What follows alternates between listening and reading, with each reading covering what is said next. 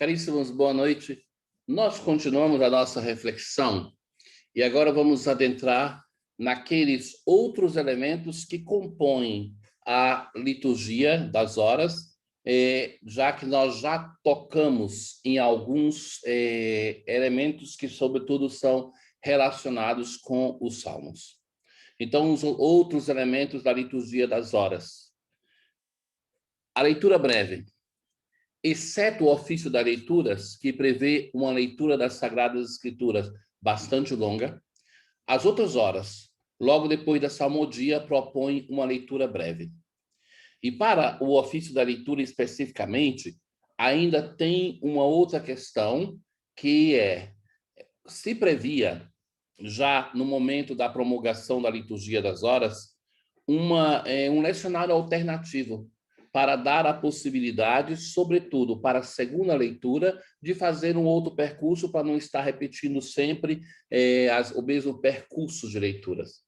Então, em algumas línguas, esse trabalho foi feito, sobretudo pelos monges, as comunidades monásticas masculinas, e no Brasil não se fez esse trabalho. É um trabalho que não teve muita repercussão, mas que se deve notar que foi feito, e que é uma riqueza, sabe? Porque as fontes da patrística, nós não tivemos muitas delas antes do concílio. O movimento patrístico ele vai começar no século XIX. Então, tem muita coisa nova, muita coisa bela, que para nós que temos essa riqueza singular de uma igreja que é radicada em milênios, então seria muito interessante conhecê-las. Na escolha dessas passagens escriturísticas, se observaram os seguintes critérios. São 3 critérios. Segundo a tradição, foram excluídas perícopes evangélicas. Então, a tradição da liturgia das horas não previu nunca a proclamação de um evangelho, exceto em alguns momentos. Em alguns momentos da oração, sobretudo das vésperas, se proclama o evangelho. Por exemplo, quando se faz a oração de vésperas, no tempo forte, então se proclama ali o evangelho, mas habitualmente não. Enquanto possível, se teve presente o caráter particular do domingo, da sexta-feira e também de cada hora. Então, textos que tradicionalmente evocam a memória daquilo que se está celebrando. As leituras das vésperas foram escolhidas somente do Novo Testamento, porque segue o cântico que tem a mesma origem. Então, nós temos o terceiro salmo, digamos, é um cântico do Novo Testamento. Então, o Novo Testamento é lido na leitura breve, sempre da oração das vésperas. Esses são os 3 critérios fundamentais. Mas nós que rezamos o saltério, a maior parte da igreja assim o reza, o saltério em 4 semanas, nós temos a riqueza dos cânticos, que são aqueles cânticos na oração da manhã de laudes do Antigo Testamento, que é como que o segundo salmo, e nas vésperas como que o terceiro salmo, que é do Novo Testamento. Nas laudes, entre o primeiro e o segundo salmo é inserido, como de costume, um cântico do Antigo Testamento. Nos domingos se alternam as 2 partes do Cântico dos 3 Jovens. Além da série que já fazia parte da antiga tradição romana e aquela introduzida por Pio X, foram apresentados diversos outros cânticos tirados do Antigo Testamento, de modo que cada dia ferial das 4 semanas tenha o seu próprio cântico. Isso, por exemplo, nas vésperas nós temos um cântico que é para o mesmo para a segunda, outro para a terça, outro para a quarta, assim. E ali, nas laudes, nós temos uma riqueza, uma variedade, para cada dia um cântico diferente. Para as vésperas, ao contrário, foi inserido um cântico tirado do Novo Testamento, que encontra lugar logo depois dos 2 salmos. Os cânticos do Novo Testamento, entrados para fazer parte da liturgia das horas, são 7, um para cada dia da semana. Grande honra é atribuída ao cântico do Benedictus nas laudes, Magnificat nas vésperas e do Nunc Dimittis nas completas. Todos eles obra lucana. Saibam que Um trabalho que se faz interessante quando se estuda liturgia é de encontrar os cânticos que estão esparramados no Novo Testamento, então, por exemplo, esses de Lucas, e que se crê que eram cânticos provenientes da liturgia e que os autores acrescentaram nas suas obras. Muitos desses cânticos da oração de vésperas têm essa proveniência, do âmbito litúrgico ao âmbito bíblico. E a certeza maior se tem sobre isso em relação ao Magnificat, porque o Magnificat ele encontra na versão de Lucas que nós temos na boca de Maria. Mas este texto ele é muito mais adaptável a uma mulher estéril que ficou grávida, fato que aconteceu diversas vezes no Antigo Testamento. Então, olhou para a humilhação de sua serva. A humilhação não é outra coisa senão a esterilidade. Mesmo que a virgindade também tinha essa conotação. Mas uma coisa curiosa é que, em alguns pergaminhos antigos, esse canto é colocado na boca de Isabel. E ainda mais curioso que, entre os três textos, o único que tem uma teologia cristã é o Benedictus. O Magnificat é uma teologia do Antigo Testamento. Então, será o Benedictus aquele que vai reconhecer que o Salvador chegou. Então, para mostrar que esses cantos, eles retornam ao âmbito litúrgico e se crê que o local, a proveniência deles, era o âmbito litúrgico, e eles passam pela Bíblia para voltar ao âmbito litúrgico.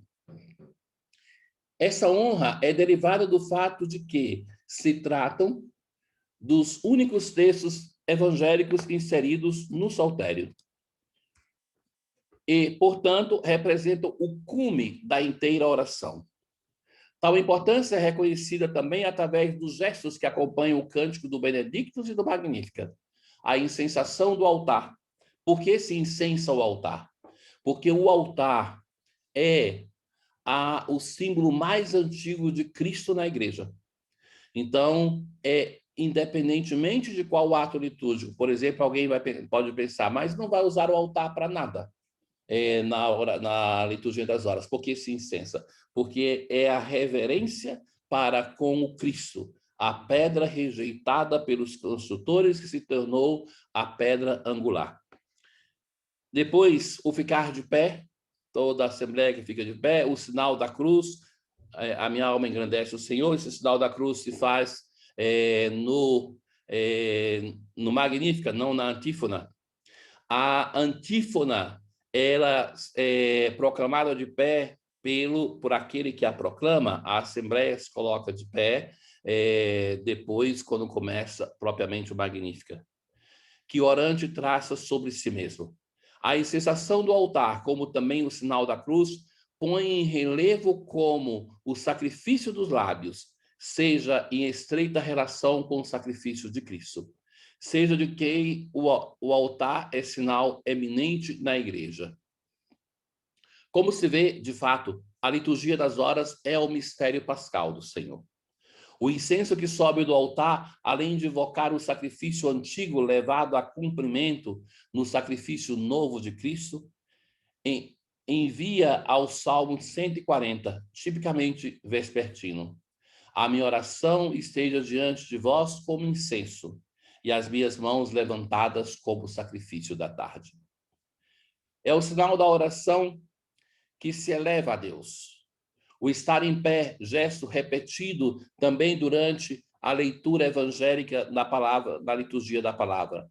É o gesto dos ressuscitados, colocado em ato diante da palavra do ressuscitado, o evangelho. Os cânticos evangélicos, portanto, funcionam como união entre a antiga lei, expressa na oração dos salmos, e a nova lei, que encontra o cumprimento na pessoa de Cristo, morto e ressuscitado. Eu insisto ainda sobre essa dimensão da gestualidade litúrgica.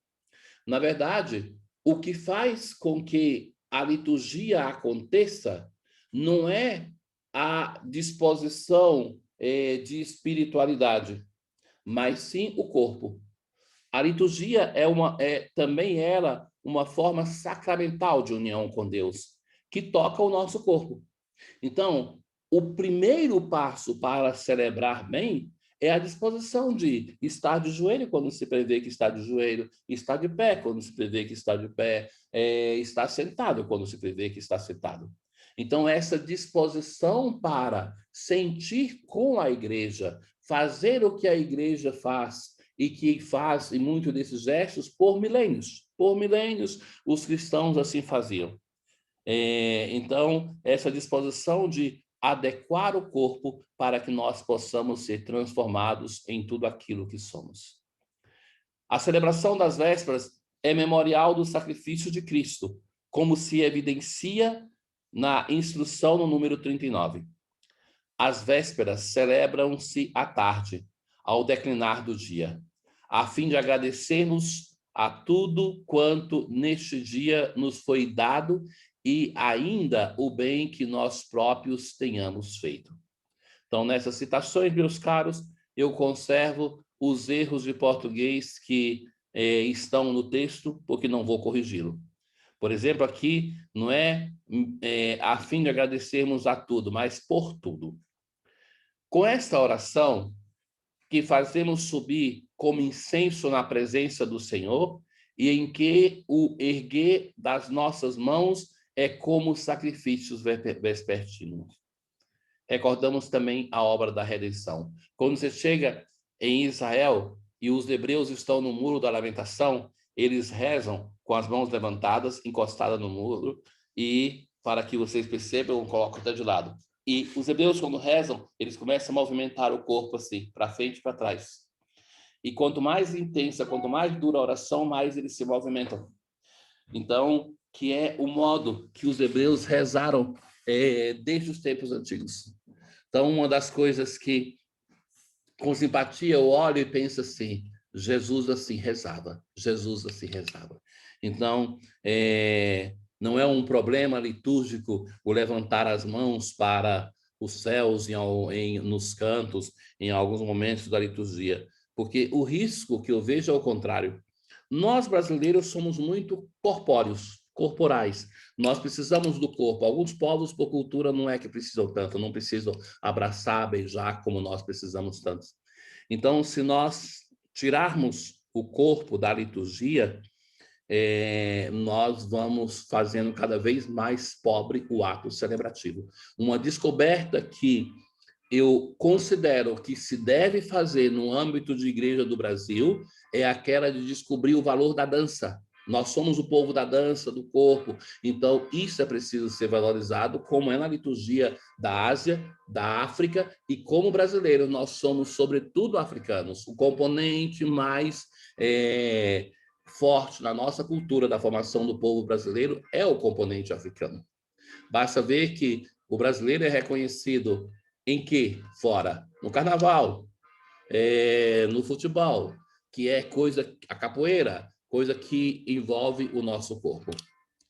E, no sentido mais sagrado, pode ainda evocar aquele verdadeiro sacrifício vespertino que o nosso Salvador confiou aos apóstolos na última ceia, ao inaugurar os sacrossantos mistérios da igreja. Que era aquele sacrifício vespertino que, no dia seguinte, ao fim dos tempos, ele ofereceu ao Pai, erguendo as mãos para a salvação do mundo inteiro. Então, as vésperas evocam essas duas dimensões do sacrifício do Senhor. O sacrifício da ceia e o sacrifício da cruz. As duas dimensões sacramentais, incruento e cruento. Finalmente, no sentido de orientar a nossa esperança para a luz sem crepúsculo, oramos e pedimos que sobre nós brilhe de novo a luz. Imploramos a vinda de Cristo, que nos virá trazer a graça da luz eterna. Então, que também é o anúncio da esperança escatológica. No declinar de um dia, na escuridão que chega, a experiência das trevas, que é a ausência da luz, a luz do ressuscitado. Nesta hora, unimos as nossas vozes às das igrejas orientais, cantando: luz esplendente da santa glória do Pai celeste e imortal, Santo e glorioso Jesus Cristo, chegada a hora do sol poente, contemplando a estrela vespertina, cantamos ao Pai e ao Filho e ao Espírito Santo. Então, isso é em relação às vésperas. Em relação às laudes, a igreja celebra propriamente o mistério da ressurreição de Cristo, como diz a introdução no número 38. As laudes destinam-se a santificar o tempo da manhã. E como se pode ver por muitos dos seus elementos, nesse sentido estão estruturados. O seu caráter de oração da manhã está belamente expresso nas palavras de São Basílio Magno. O louvor da manhã tem por fim consagrar a Deus os primeiros movimentos da nossa alma e do nosso espírito, de modo a nada empreendermos antes de nos alegrarmos com o pensamento de Deus, segundo o que está escrito. Lembrei-me de Deus e enchi-me de alegria. E ainda para que o corpo não se entregue ao trabalho antes de fazermos o que está escrito. Eu vos invoco, Senhor, pela manhã, e ouvis a minha voz. De manhã vou à vossa presença e espero confiado. Então, o primeiro ato é muito interessante em algumas comunidades que, antes da oração das laudes, não se fala entre si, nem mesmo um bom dia, porque a primeira expressão, a primeira palavra é para o Senhor. E depois, então, da oração de laudes, aí a comunidade se encontra, se cumprimenta. São pequenos gestos que parecem não valer nada, mas se nós desmontamos da nossa vida todos os gestos rituais, nós vamos nos animalizando. Isso pior do que um animal, porque um animal irracional são também muito rituais. Então, eu me recordo muito bem na convivência que tive com o Santo Frei Agostinho, no Jardim da Imaculada. Aquele homem que cedo chegava para a capela e estava lá, diante do Senhor. Um homem de oração. Depois, saindo da capela, então, se cumprimentava, se falava, mas se pedia claramente na formação do postulantado, no material que ele deixou, diretório para o postulantado, que se recomendava um silêncio respeitoso antes da oração de laudes. A nossa primeira expressão, e que tem fundamento da patrística também, a primeira expressão, as primeiras palavras que são dirigidas ao Senhor. Corremos um risco, meus caros, que é aquele da secularização que entra na nossa vida, na vida eclesial, na vida de todos nós, de um modo galopante. Uma secularização grande, imensa, que nós vamos perdendo valores, que nada mais vai tendo sentido. Então, não tem mais sentido o silêncio, não tem mais sentido o preparar um canto para a liturgia, se passam os grupos e também os religiosos cantando na liturgia sempre os mesmos cantos, independentemente do tempo litúrgico, a liturgia se torna somente uma expressão subjetiva, enquanto para as músicas profanas se consegue aprender sempre novas. Então, fundamentalmente ali o risco que nós temos de não termos nosso coração em Deus, de que tudo aquilo que diz respeito ao nosso Deus e Senhor se torna banal, se torna secundário. Então, o amor se manifesta nas pequenas coisas. O amor se manifesta nas pequenas coisas. A crise que nós temos, e é uma crise, me permitam dizer, mais do Brasil do que, por exemplo, em outras nações. Eu ficava muito encantado com o clero secular também da Itália, com a disciplina que eles tinham em viver o retiro mensal, eles faziam na minha casa. Todo o clero dos seus vicariatos, eles se reuniam chegavam na minha casa para a oração das vésperas,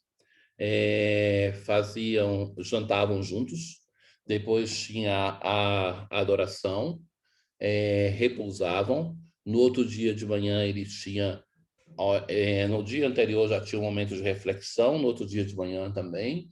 Aí eles tinham tempo para as confissões, o local que eu morava tinha muitos frades para as confissões.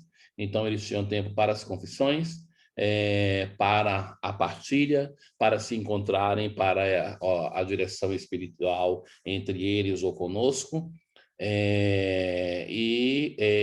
depois almoçavam juntos e metade da tarde eles rezavam a oração na hora média e voltavam para suas comunidades. Então, praticamente 24 horas de retiro todo mês. Todos eles com o que fazer, sabe? Todos eles com o que fazer. Depois, uma outra coisa que vi, e isso me faz pensar tanto, é uma séria vida de pobreza. Uma séria vida de pobreza. Saibam vocês que aquilo que em algumas dioceses se dá ao clero supera aquilo que se dá na Itália, por exemplo. Na Itália é menos de um salário mínimo para o sacerdote, e que ele tem que se virar com isso para tudo, sabe? E se faz outros trabalhos eclesiais, não é que se acrescenta nada. E, então, um testemunho de vida de pobreza muito íntegro, de vida de oração, de estar com o breviário na mão, de encontrar em meio às diversos afazeres o momento para rezar. Então, de parar e de rezar. Muitas vezes com a comunidade local. Então, sabiam que o padre parava meio-dia para a oração do meio-dia, mesmo que não tinha missa, não tinha, e as pessoas ali se aproximavam para estar com ele naquele momento de oração, mas também, se não tinha, ele rezava sozinho. Às vezes eu chegava naquele horário em algumas paróquias, sabia que ia encontrar, então eu chegava, eu e ele rezávamos para depois nós conversarmos, às vezes almoçava com ele, era ele que fazia o almoço muitas vezes, porque o que tinha os recursos não dava para pagar uma cozinheira, então ele mesmo que fazia, então uma vida de pobreza, uma vida de oração. Eu falo isso porque eu creio que, como igreja do Brasil, nós pastoralmente somos muito eficazes no Brasil, mas como igreja do Brasil, a dimensão litúrgica e orante, sobretudo quando a liturgia é vivida no segredo do ministério sozinho, do sacerdote que está sozinho, ou de comunidades pequenas. Então, isso com muita facilidade se deixa de lado, não se faz, e que somos chamados a uma conversão. Eu sou muito convencido que as crises que se vive nas vocações, na vocação religiosa, na vocação matrimonial, nos nossos ministérios, não é uma crise com a comunidade ou com o cônjuge. Essa crise é muito mais radicada em nós mesmos e em uma coisa que não se diz. No momento de saída, ninguém enfrenta de fato o problema que é, o problema de fundo, mas que é um problema de falta de fé. É falta de fé. E essa fé, ela se alimenta, sobretudo, no silêncio orante, em uma vida litúrgica sólida. A fé não é um falar de Deus para os outros. A fé não é somente dizer que Deus existe, mas a fé é uma relação com o Senhor pessoal. E essa oração, que é uma relação de amor, ela se manifesta em uma vida orante, aonde a liturgia das horas tem um papel preponderante. Esta hora, recitada ao despontar da luz de um novo dia, laudes, evoca também a ressurreição do Senhor Jesus, a luz verdadeira que ilumina todos os homens, o sol de justiça, o sol nascente que vem do alto. Nesse sentido, compreende-se perfeitamente a recomendação de São Cipriano. Devemos orar logo de manhã para celebrar, na oração matinal, a ressurreição do Senhor. Então vejam que, de novo, se repete aquilo que já falamos no ano litúrgico, que é o mistério pascal que é também o centro da liturgia das horas que nós celebramos. Depois disso, falemos um pouco sobre os responsórios tão presentes na liturgia, que faz ver que a liturgia das horas ela é feita para celebrar em comunidade, mesmo que se aceite que se celebre sozinha. Mas a liturgia é um evento comunitário. Os responsórios. O responsório representa a oração viva da parte da Assembleia Orante. A perícope bíblica apenas proclamada. Proposto sob forma de aclamação, tem a função precípua de imprimir mais profundidade à palavra de Deus no ânimo de quem a escuta e de quem a lê. O responsório, ele pode ser substituído por um canto. Então, eu vejo que falta, muitas vezes, coragem para as comunidades tocar nesta liturgia. Eu admiro muito aquele empenho que foi feito no Brasil. Lamento que, por preconceito, isso tenha sido banalizado. O ofício divino das comunidades e também aquilo que é próprio do Brasil, que é o ofício de Nossa Senhora. Todas duas uma manifestação do desejo do povo de Deus de cantar diante do Senhor, de participar. Veja que cantar é uma coisa que é muito própria da cultura brasileira e me é preocupante. Eu sou um observador do âmbito litúrgico. Me é preocupante quando eu vejo que como as nossas comunidades estão cantando sempre menos. Então, os animadores de canto, eles têm uma função que é cantar belamente, mas tem uma que está sendo renunciada, que é aquela de animar a comunidade para que a comunidade participe. Quem canta, reza 2 vezes. Então, isso também no ofício divino. Então, é belo que uma comunidade também tenha a coragem, primeiro que responsório é feito para cantar, mas também, às vezes, de pegar e substituir isso por um canto. Acredito uma coisa, sobretudo para aqueles que vivem em casa de formação, é muito difícil para nós, como mentalidade, aceitarmos a letargia silenciosa do ofício divino. Então, nós temos que encontrar meios, e isso já demos algumas indicações de coisas que estão sendo esquecidas, mas, além desse, como cultura brasileira, de buscar elaborar essa oração para que ela escape da monotonia sem perder as suas características litúrgicas. Esta é a função do hebdomadário. No ofício, a leitura bíblica segue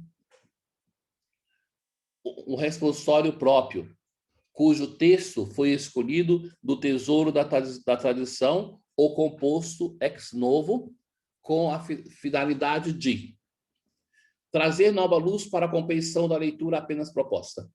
Então, o responsório, ele é uma resposta a essa leitura, então busca poeticamente iluminar aquilo que foi escutado. Então, é um modo de dizer o mesmo, ou de evidenciar alguma coisa. Reler a leitura à luz da inteira história da salvação. Então, ali está citando alguma coisa e o responsório traz até as citações ali, pesca de outro texto, a memória daquilo. Então, isso é interessante que, diante de todo aquele texto, o ofício divino vai evidenciar um aspecto e te chamar a valorizar este aspecto.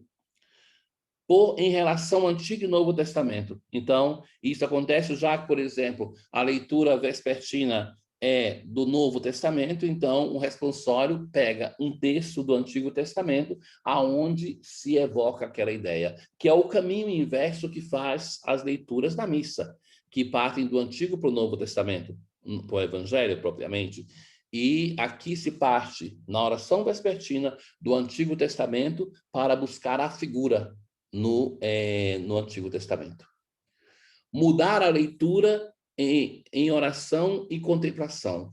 Então, a leitura, ela é uma proclamação onde não se diz absolutamente do profeta tal, não se diz o texto. Então, no breviário se pensa que todo mundo está com o texto na mão e não precisa que se diga de qual texto foi tirado. Mas já também a finalidade da leitura é diferente daquela da missa. Na missa é claramente uma proclamação. A leitura é uma proclamação orante que chega de fato a uma linguagem orante no responsório. É ali que se torna a oração. Conferir com a sua beleza poética uma agradável variedade. Ou seja, nós temos linguagens diferentes na liturgia, também na liturgia das horas, e que nós temos uma linguagem que é aquela da leitura proclamada e depois uma resposta orante. Então, é uma relação diferente para com aquilo que se está ouvindo, que se está proclamando. Também a segunda leitura do ofício é acrescentado um responsório. Este, porém, não é estritamente conjunto com o texto da leitura e, portanto, favorece, sobretudo, liberdade da meditação. Então, depois da primeira leitura do ofício, nós temos um responsório que é ligado à primeira leitura. Depois da segunda leitura, nós não temos esta ligação. Mesmo que de modo mais simples, também o responsório breve nas laudes matutinas, nas vésperas e nas completas, o versículo da terça, sexta e nona, são uma resposta do orante à leitura breve. Os hinos. Então, aqui é a minha tristeza em relação aos hinos que estão na liturgia das horas de língua portuguesa, porque é somente uma tradução sofrida do texto latim. Muitas conferências episcopais, diante do patrimônio de santos que são daquelas nações e quiseram usar essas poesias, usaram textos de santos. Por exemplo, no breviário em língua espanhola, muitos dos hinos são composições de Santa Teresa de Jesus. Então, na Itália também tem essa contribuição, mas aqui, muitas vezes, o texto é pouco poético, é duro, é pouco musical, é assim, muito técnico, então falta isso. Quando você conhece esses textos, o mesmo hino, em outra língua, então você se surpreende como é possível que o texto fosse tão mudado de modo conceitual. De todo modo, os hinos. O hino é uma forma poética que, inserido na liturgia, produz uma espécie de feliz ambientação. Então, chamados para nos entrarmos, como o canto da missa, prepara o ambiente. Traz o sentimento de imersão na hora, na festa, na solenidade do dia. É um compêndio daquilo que vamos celebrar. Mas não se limita a este aspecto. Com a grande capacidade de sintetizar o que a poesia possui, o hino desenvolve uma temática, trazendo também aplicações de ordem moral. Constitui muitas vezes uma antecipação da reflexão e das aspirações que serão mais sinteticamente dispostas na ecologia conclusiva. Por isso, a inteira tradição ocidental, para as 2 horas maiores, vésperas e laudes, estabeleceu a colocação do hino imediatamente antes da ecologia. No breviário, antes da reforma litúrgica e somente para as horas maiores, o hino se encontrava depois do responsório que segue a leitura breve, com um elemento que cantava o mistério apenas proclamado. Então, na tradição ocidental, mais longeva é a prática do hino não ser no início, mas ser depois, como uma resposta depois do salmo, depois da palavra de Deus, uma resposta depois da parte que introduz poeticamente a palavra de Deus, ou introduz uma dimensão poética, que é o responsório, mas ali vinha o canto. Mas, então, o canto, ele prepara, hoje a concepção do hino é preparar para a hora que vai ser celebrada, mas é mais antiga a tradição da igreja que era uma resposta poética àquilo que se ouviu. E essa resposta poética também tinha no âmbito da vida, da espiritualidade, da moral, a teologia prática. Nas horas menores, ao contrário, este era colocado no início para introduzir o orante no mistério que se estava celebrando. Então, hoje, todos eles pegaram esta impostação das horas menores e o hino vem no início. Mesmo que tenha, muitas vezes, como fonte a Sagrada Escritura, o hino é um elemento lírico estático. Na atual liturgia das horas se contam 291 hinos, entre aqueles mais antigos pertencentes à tradição e aqueles de nova composição. A reforma litúrgica tentou restituir aos hinos a sua forma e estrutura originária, depois que a reforma de Urbano VIII, 1623 a 1644, tinha revestido hinos de uma forma literária muito clássica. Foi dosada a extensão, tirando as estrofes menos expressivas. Então, aqui está o hino, este elemento que introduz a poesia, que se prevê que deve ser sempre cantado. Na verdade, quase todas as vezes que eu falo de parte da liturgia das horas, estou dizendo que deve ser sempre cantado. A liturgia das horas é prevista como um grande canto ao Senhor. Então, essa atenção à dimensão do canto, nós já falávamos na instrução, se fala que se prevê que seja cantado. Então, uma outra dimensão, que é as invocações e as intercessões.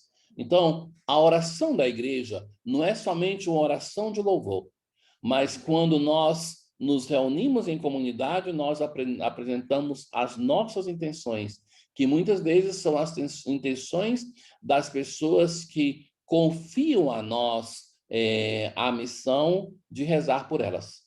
Então, essa oração que nós apresentamos ao Senhor e que a grande intenção nossa é que, de fato, enquanto pedimos pelas nossas intenções, que sejamos nós transformados, que a palavra de Deus transforme o nosso coração. Muito bem.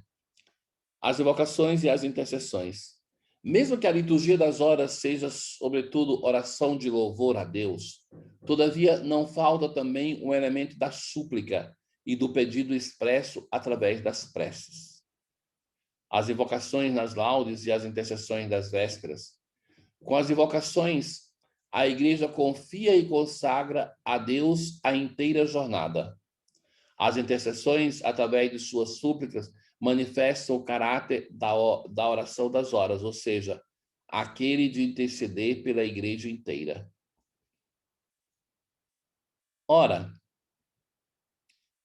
nós vemos que isso foi um trabalho muito bem feito na reforma da liturgia das horas. Aquele, de fato, de estar a igreja diante do seu Senhor a pedir pelas necessidades da igreja e do mundo. Uma palavra sobre aquelas preces que estão na celebração da missa.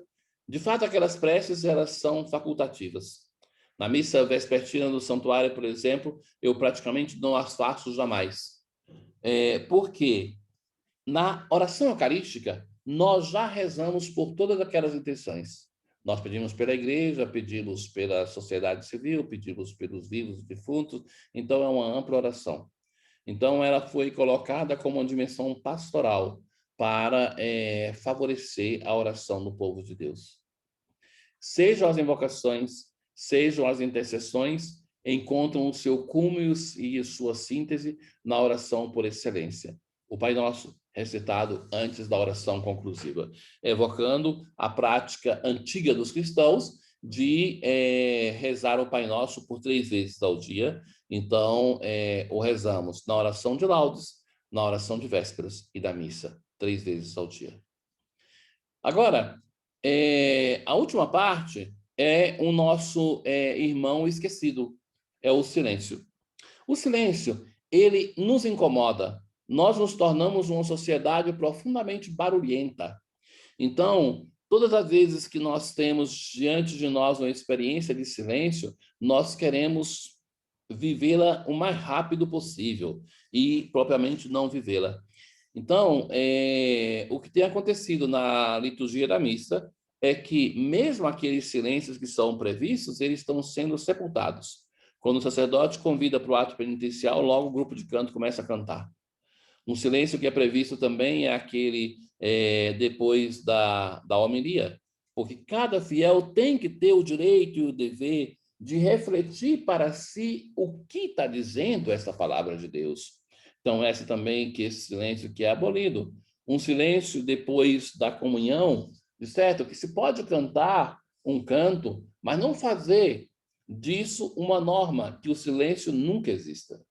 Então, estejamos atentos, porque Deus, na história de Elias, bom, se vê isso, era esperado Deus no terremoto, nos grandes fenômenos naturais, mas ele se manifesta numa brisa suave, numa brisa silenciosa. Então, essa capacidade de enfrentar o silêncio é duro, e por isso, para nós, se torna cada vez mais difícil nos silenciarmos. Aquela meditação cotidiana de meia hora é praticamente impossível de fazer, porque naquele momento vem tanto barulho dentro de nós que nós já não conseguimos viver com seriedade isso que a igreja nos pede. Um dos elementos mais esquecidos na liturgia, talvez porque menos compreendido, é o silêncio. Então, quando se fala, por exemplo, de música, se diz assim: a música precisa do silêncio, assim como a arte plástica precisa do vazio. Então, que a arte se faz, a arte plástica, com o espaço ocupado, mas também com o espaço vazio. Atrás de vocês tem atrás de mim, tem aí um quadro, um abstrato que eu pintei. Então, que existe essas figuras, que por ser abstrato não vou dar um nome, mas só individualizamos a figura porque tem um certo vazio. E esse vazio, que é a cor, o bordô, mas se ele não existisse, a própria figura seria inexistente. Então, a arte plástica precisa do vazio, a música precisa do silêncio. Nós, na nossa oração, precisamos também deste momento, porque senão a oração se torna somente uma fuga. Um momento de correria, de luta, de frenesi dionisiaco, e que assim nós vamos empurrando a nossa liturgia sem as vivências de diversos momentos. A riqueza da liturgia é essa variedade, são as linguagens diversas do ato litúrgico celebrativo que deve ser valorizado. Muitas vezes se interpreta ainda a experiência do silêncio como equivalente à experiência da ausência, do vazio, possivelmente para encher e preencher com palavras ou cânticos. Quando tem um silêncio, é essa a tendência, que então logo se busca encher de algum modo, porque nos sentimos incomodados. Basta um pequeno silêncio na Assembleia, 5, 10 segundos, que está todo mundo olhando para o presidente da celebração para ver o que está acontecendo, porque não sabe que essa angústia que nós temos. Veja se estamos sozinhos até num carro, a necessidade que nós temos de fazer alguma coisa para romper o silêncio. O silêncio, ao contrário, mesmo que aparentemente possa parecer falta de alguma coisa, liturgicamente revela a presença de alguém que se manifesta bem além das nossas palavras. É por isso que a instrução sublinha como: conforme as conveniências e a prudência aconselharem, seguindo o costume de nossos maiores, poder-se-á introduzir uma pausa de silêncio após cada salmo. Depois de repetida a antífona mormente, quando, a seguir ao salmo, se disser uma coleta salmódica. Ou ainda após as leituras breves ou longas, antes ou depois do responsório. Este momento de silêncio visa obter a plena ressonância da voz do Espírito Santo nos corações e unir mais estreitamente a oração pessoal à palavra de Deus e a oração oficial da Igreja.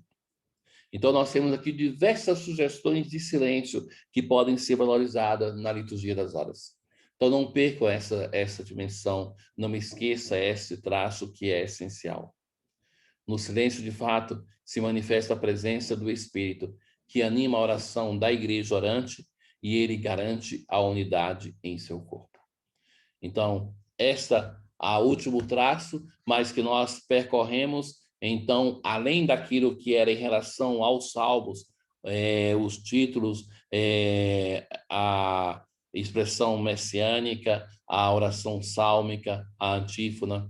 Então, no ofício nós temos outros momentos que falávamos: a leitura breve, os cânticos, os responsórios, os hinos, as invocações e as intercessões e o silêncio. E sejamos atentos, busquemos valorizar isso. Isso vai fazer parte da oração da liturgia das horas, com a graça de Deus, da nossa vida sempre. Então, se temos que fazer alguma coisa, busquemos nos preparar bem para ela, Seria muito ruim encontrar um profissional que nós não confiamos naquilo que ele deve fazer. E para todos nós, como ministério na igreja ou não, o nosso grande munus é aquele da oração. Irmãos caríssimos, nos veremos daqui a pouco na continuação desta aula. Obrigado.